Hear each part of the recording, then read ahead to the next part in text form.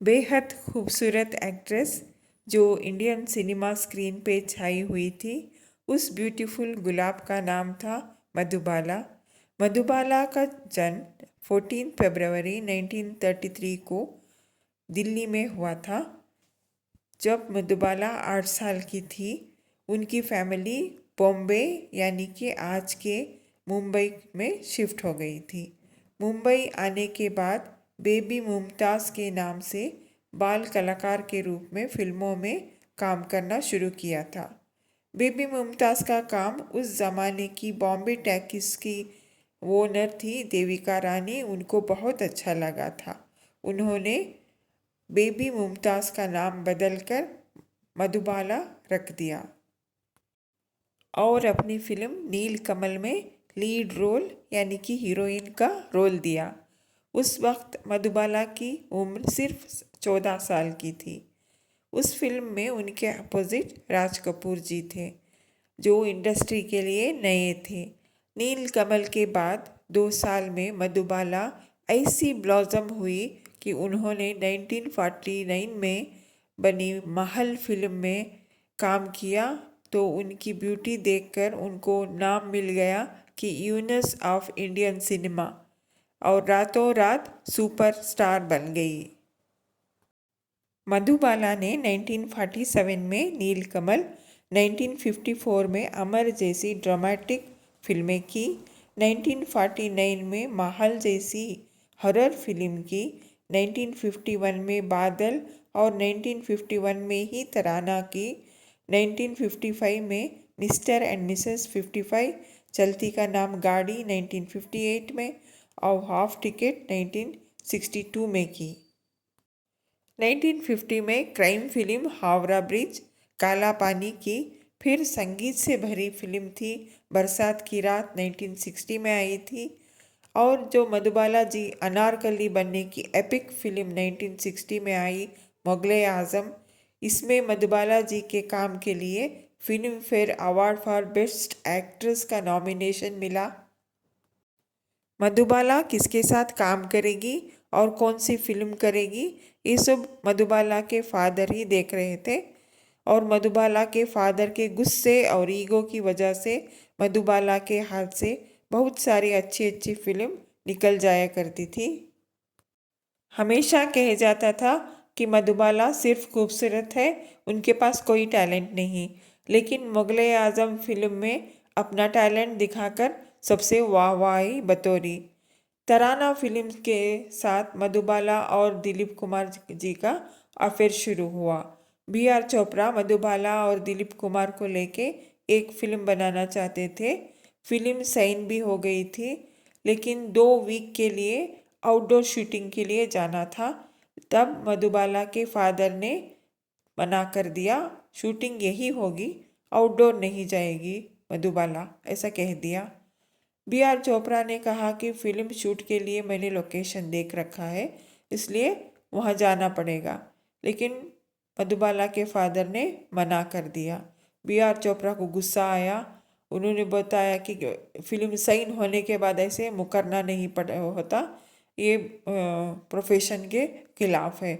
उन्होंने बी.आर. चोपड़ा ने मधुबाला के खिलाफ केस कर दिया। अदालत में दिलीप कुमार जी ने बी.आर. चोपड़ा का साथ दिया।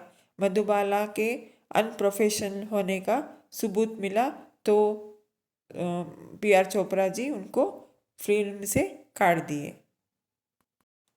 दिलीप कुमार जी ने बी.आर. चोपड़ा का साथ दिया तो मधुबाला को भी गुस्सा आ गया कि दिलीप कुमार जी अपने प्यार के साथ खड़े नहीं रहे। तो बी.आर. चोपड़ा ने ये केस जीत लिया और दिलीप कुमार और वैजयंती माला को लेके फिल्म बनाई नया दौर। तब मधुबाला और दिलीप कुमार जी का 7 साल का रिलेशन ख़त्म हो गया। यहाँ मैं एक बात बताना चाहती हूँ, मधुबाला को हार्ट की डिजीज़ थी। ये बात मधुबाला के फादर को पता था और उन्होंने किसी को नहीं बताया था। हमेशा फिल्म की शूटिंग इंडोर में ही हो, इसका ख्याल मधुबाला के फादर हमेशा रखते थे। इसके बाद जब किशोर कुमार प्रोडक्शन में फिल्म बनी चलती का नाम गाड़ी और हाफ टिकट, तब मधुबाला और किशोर कुमार जी का साथ बढ़ने लगा और दोनों में प्यार हुआ। दोनों शादी करना चाहते थे।